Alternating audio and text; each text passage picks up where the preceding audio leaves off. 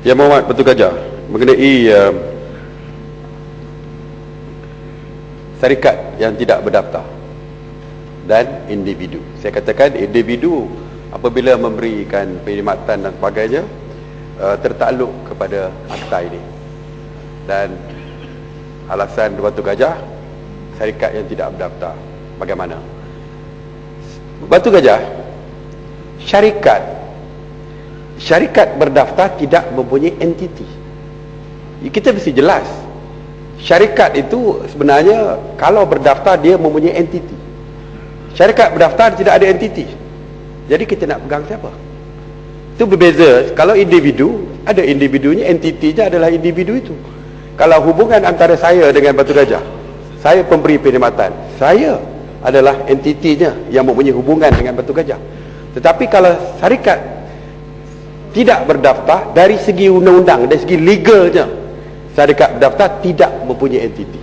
Syarikat hanya mempunyai entiti apabila ianya berdaftar. Jadi kalau ada kontrak dengan syarikat yang berdaftar, bermakna tidak wujud, not exist, non existent. Jadi sebab itulah saya katakan bahawa kalau ada perjanjian dengan individu, ianya juga boleh diambil tindakan. Tapi seperti saya sebut, syarikat berdaftar kita tidak boleh ambil tindakan. Itu berbeza dengan partnership dan sebagainya. Saya percaya. Tapi kalau syarikat sedang berhad, mesti didaftarkan. Okey. Tuan Speaker, jadi untuk mereka yang tidak berdaftar, tindakan mesti diambil terhadap mereka yang mengamalkan kita kata perniagaan yang tidak berdaftar, itu individu, unincorporated persons, mesti is still liable. Yalah. Jadi tindakan mesti dah diambil, tidak boleh dikatakan kerana mereka berdaftar akan lepas tangan. Itu dah betul.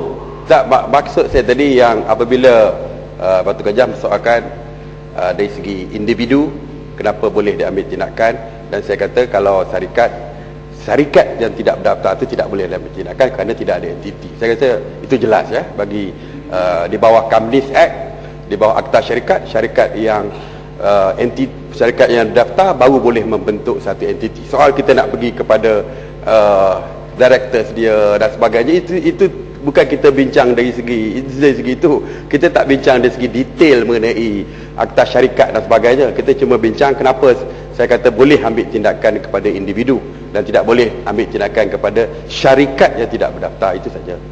Ya. Boleh tak saya ada tak puas hati lagi? Ya, saya ingin penjelasan lanjut. Saya panggilkan perkara ini sebab akta atau pindaan yang dibentangkan adalah untuk pembekal, peruncit dan syarikat. Sebab tu saya tanya, kalau individu, apakah ia boleh dilabelkan sebagai pembekal, peruncit atau syarikat? Obviously tak boleh lah, tapi pembekal atau peruncit. Perkara satu. Perkara dua ialah safety net. Safety net kepada consumer yang membeli barangan melalui internet. Bagaimanakah menguatkuasakan award tersebut, mencari individu tersebut? Sebab syarikat yang tidak berdaftar telah yang bermakna menerangkan kesukaran untuk menguatkuasakan award tersebut. Jadi bagaimana pula dengan individu? Itu persoalannya kalau pembelian transaksi melalui internet yang bermakna kata dirangkumi di bawah akta ini. Ini yang saya bangkitkan. Terima kasih. Terima kasih. Tentang jumlah kes yang dipohon oleh Batu Gajah, setakat ini ada 12 kes sejak daripada 2008 hingga 2010. Ada 12 kes yang melibatkan kes-kes internet ini. Maaf Yang Berhormat, 12 kes melibatkan transaksi internet. Apakah kes yang dirujuk sahaja atau kes yang telah selesai? Apakah kedudukan kes 12 kes ini? Telah selesai. Telah selesai. Terima kasih.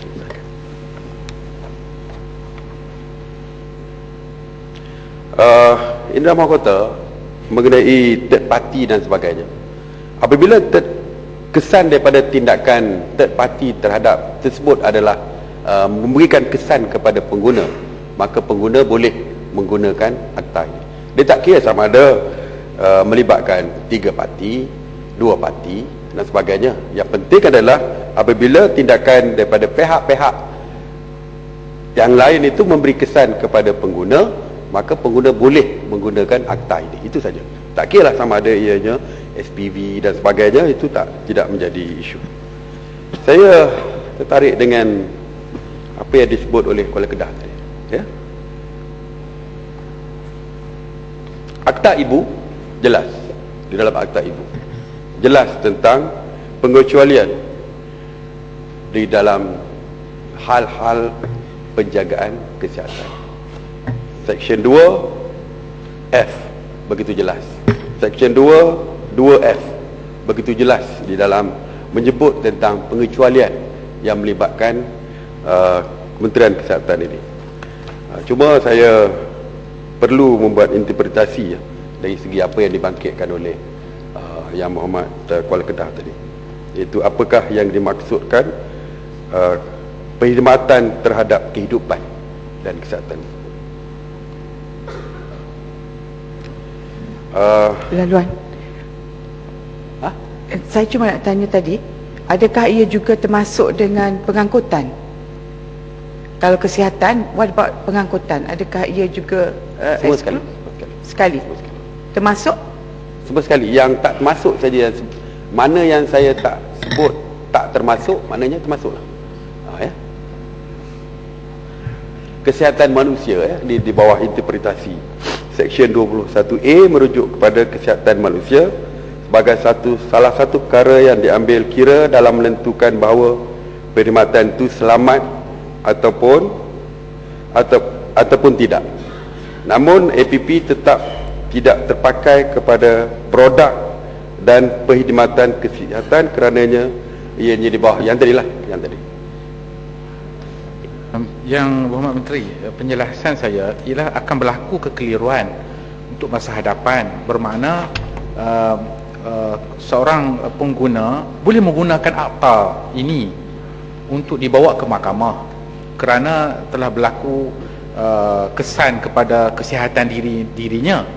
Jadi adakah akta ini juga terpakai? Jadi kalau tidak terpakai, bermakna perkara itu perlu dimansuhkan ataupun ditiadakan kesihatan manusia supaya benda itu lebih jelas. Itu yang kita pohon, supaya tidak berlaku konflik yang kita pohon. Jadi sekarang ni sudah ada 2 akta yang cover tentang perkara yang sama.